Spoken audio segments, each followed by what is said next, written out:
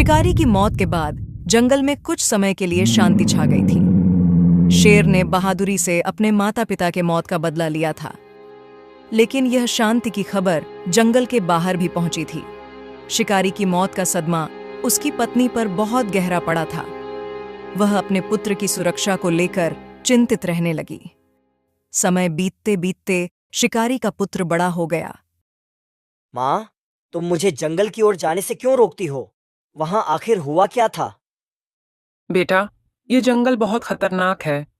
इसी जंगल ने तेरे पिता को तेरे बचपन में ही तुझसे छीन लिया। वहां के जानवर बहुत ही खूंखार हैं। कभी भूल कर भी वहां मत जाना बेटा। लेकिन माँ, जानवरों ने हमारे पिता को क्यों मारा? उन्होंने उनका क्या बिगाड़ा था? बेटा, यह राज उन्हीं के साथ दफन हो गया।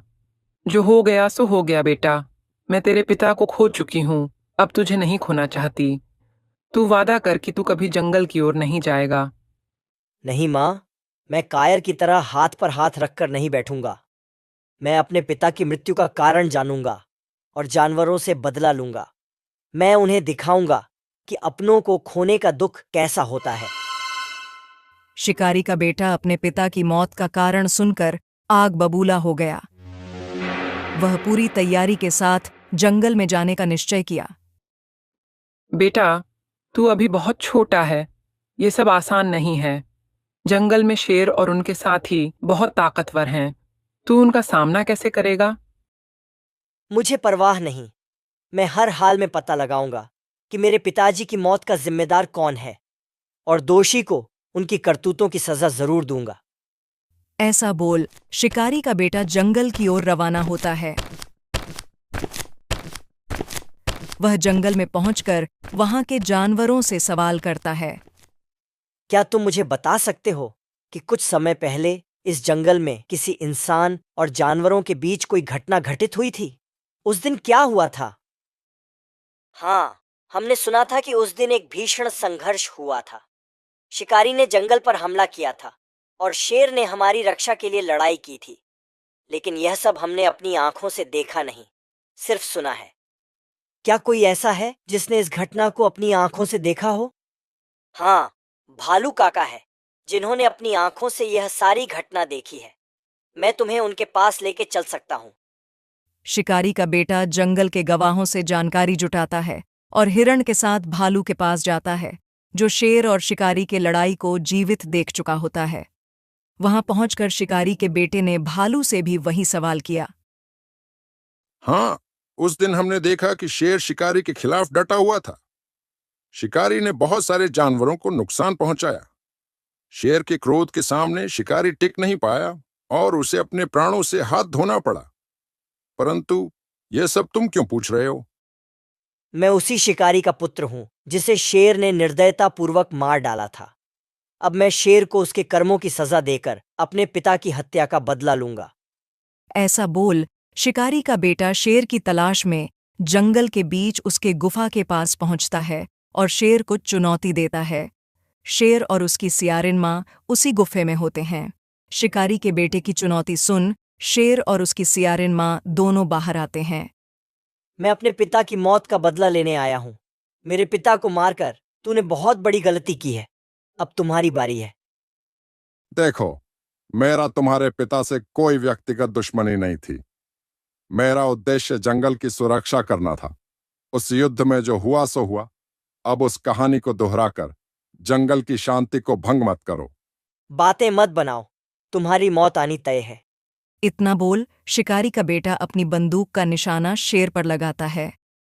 रुक जाओ, क्या तुम नहीं जानना चाहोगे कि इसने तुम्हारे पिता को क्यों मारा? चाहे जो भी हो, मुझे अपने पिता की मौत का बदला लेना है। यह लड़ाई एक बार नहीं बल्कि दूसरी बार हुई थी। पहली लड़ाई में तुम्हारे पिता ने जंगल के जानवरों पर ताबड़तोड़ गोलियां चलाईं, जिससे कई जानवर मारे गए। उनमें इसके माता पिता भी थे। इसके माता पिता के मौत के बाद इस बेचारे पर दुखों का पहाड़ टूट पड़ा। ये बेचारा लावारिस हो गया। और तो और यहाँ के जानवरों ने भी इसे खरी खोटी बोलकर जंगल से भगाने लगे। तो इस बेचारे को मैंने अपना दूध पिलाकर इसे पाल पोस कर बड़ा किया। इतना कुछ होने के बाद भी इसके अंदर प्रतिशोध की कोई भावना नहीं थी। जब तुम्हारे पिता दोबारा इस जंगल पर हमला किए और बेजुबान जानवरों को मारने लगे, तब इसने सारे जानवरों की रक्षा करते हुए अपने माँ बाप का बदला लिया और तुम्हारे पिता पर हमला किया। सियारिन की बात सुनकर शिकारी का बेटा सोच में पड़ जाता है। मैं एक शेर से लड़ रहा हूँ, लेकिन वह भी तो अपने माता पिता के लिए लड़ा था। मेरे पिता ने जंगल की शांति को तोड़ा था। यह सब उनकी गलती थी, न कि शेर की। मुझे माफ कर दो। मैं अब समझ गया हूं कि जो हुआ वह किसी की गलती नहीं थी। मेरे पिता ने खुद को और दूसरों को नुकसान पहुंचाया और शेर ने जंगल की रक्षा की। मैं अब इस शांति को फिर से स्थापित करने की कोशिश करूंगा। तुम्हारी अच्छाई देखकर हमें खुशी हुई। अब हम मिलकर एक ऐसी दुनिया बनाएंगे जहां सभी प्राणियों को सुरक्षा और शांति मिल सके। तुम्हारी समझदारी और हिम्मत के लिए धन्यवाद। हम सभी मिलकर समाज की भलाई और एकता के लिए काम करेंगे। शिकारी का बेटा घर वापस आता है और अपनी माँ से मिलता है। बेटा, तुम लौट आए। क्या सब कुछ ठीक है? माँ, सब कुछ ठीक है। मैंने सब कुछ समझ लिया है। हमें अतीत को भुलाकर एक नई शुरुआत करनी चाहिए। जंगल में हलचल मच गई जब शेर राजा को खबर मिली कि फसलों के खेतों में आग लग गई है। सभी जानवर डर के मारे अफरा तफरी में भागने लगे। आग आग! अरे हमारे खेतों में आग लग गई। हाथी हाथी गधा खरगोश सभी जानवर जल्दी इकट्ठा हो। बंदर के चिल्लाने की आवाज सुन सभी जानवर आग बुझाने के लिए दौड़ने लगे, लेकिन आग तेजी से फैल रही थी। हाथी ने अपनी विशाल सूंड में पानी भरकर आग की ओर फेंका, जिससे आग की लपटें थोड़ी धीमी होने लगीं। हाथी ने बार बार पानी फेंकते हुए आग की लपटों को नियंत्रित किया, लेकिन तब तक काफी नुकसान हो चुका होता है। हाथी की बहादुरी ने आग को नियंत्रित करने में महत्वपूर्ण भूमिका निभाई, लेकिन जंगल में हो चुकी तबाही का असर गहरा था। सभी जानवर चिंतित थे कि आग के बार बार लगने की समस्या का समाधान कैसे होगा। यह आग आज फिर से लगी है। पिछले कुछ महीनों में यह समस्या बढ़ती जा रही है। हमें इसे रोकना होगा और पता लगाना होगा कि इसका कारण क्या है। आग का कारण क्या हो सकता है? हमें तो समझ में नहीं आ रहा कि कौन इसमें जिम्मेदार है। हमें इसे गंभीरता से लेना होगा। इस बार हमें इस समस्या का स्थायी समाधान निकालना होगा। सभी को अपनी राय पेश करनी चाहिए। सभी जानवर आपस में चर्चा करने लगे कि समस्या का समाधान कैसे किया जाए। तभी एक चालाक सियार सभा में शामिल होने की इच्छा जाहिर करता है।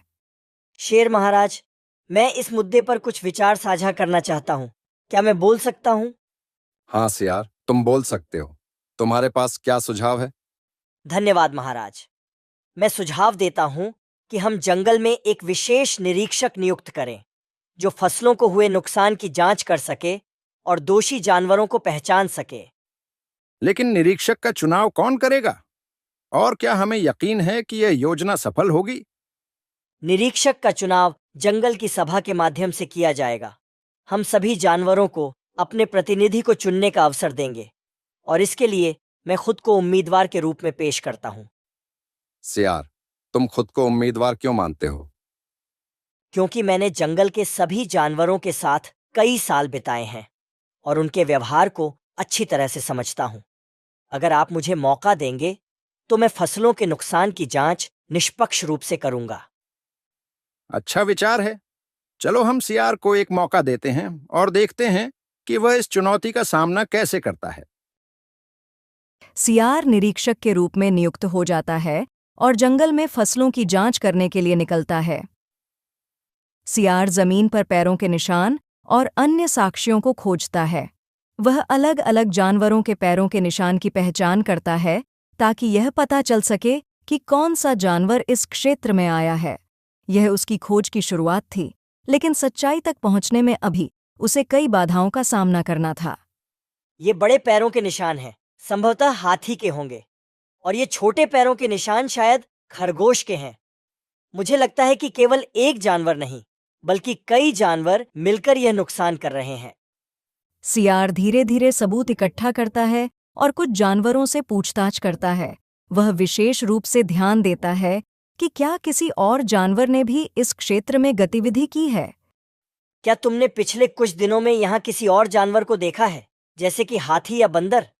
हाँ, मैंने देखा कि हाथी यहाँ कुछ दिन पहले आया था, लेकिन वह सिर्फ पानी पीने आया था।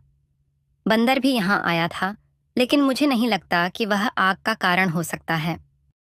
सियार ने हाथी, बंदर और खरगोश को एक साथ बुलाया। मैंने पाया है कि तुम सभी यहाँ आए थे, लेकिन मुझे लगता है कि आग का कारण कोई और है। क्या तुमने किसी अन्य संदिग्ध जानवर को देखा है? सियार, मैंने उस रात एक अजीब सी छाया देखी थी, लेकिन अंधेरे में साफ नहीं देख पाया। वह जानवर बहुत तेजी से भागा। हाँ, मैंने भी उस रात कुछ अजीब सी आवाजें सुनी थी। शायद वह कोई भालू था। कुछ दिनों बाद सियार को एक गुप्त संदेश मिलता है, जिसमें लिखा होता है, जंगल में कोई और जानवर है जो फसलों को नुकसान पहुंचाता है और उसकी पहचान करना मुश्किल है। सियार की मेहनत और सूझबूझ ने उसे एक गुप्त जानकारी तक पहुंचाया। इस सूचना ने जंगल में नए रहस्यों की ओर इशारा किया और सियार के अगले कदम की दिशा तय की। सियार इस जानकारी को शेर राजा को बताता है। यह बहुत ही गंभीर मामला है। हमें इस जानवर की पहचान करनी होगी और उसे रोकना होगा। सियार ने अपने खोजबीन के तरीके में सुधार किया और रात के समय जंगल में घूमने लगा। एक रात उसने देखा कि एक रहस्यमयी जानवर फसलों को नुकसान पहुंचा रहा था। सियार ने चुपके से उसका पीछा किया और देखा कि वह एक बड़ा भालू था। अब मैं जान गया कि असली दोषी कौन है। मुझे शेर राजा को यह बात बतानी होगी। सियार शेर राजा के पास जाता है और पूरी जानकारी देता है। बहुत अच्छा काम किया सियार।